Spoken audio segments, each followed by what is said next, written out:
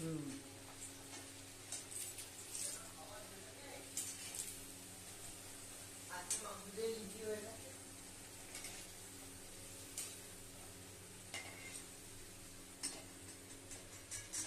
মা এলো বলে কড়াইশুটির কচুরিটা হলো।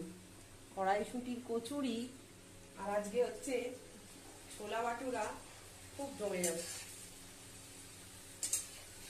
শীতকালে তো করে, যদি এখন শীতকাল নয়, গরম পড়ে গেছে, তবুও খাবার ইচ্ছাটা তো হয়ই, খেতেও ইচ্ছা করে। এই কড়াইশুটির কচুরিটা, আর মা এসছে, একা হাতে তো সব হয় না, একজন সাহায্য না করলে হবে না, তাই আজ বানিয়েই ফেললাম কড়াইশুটির কচুরি।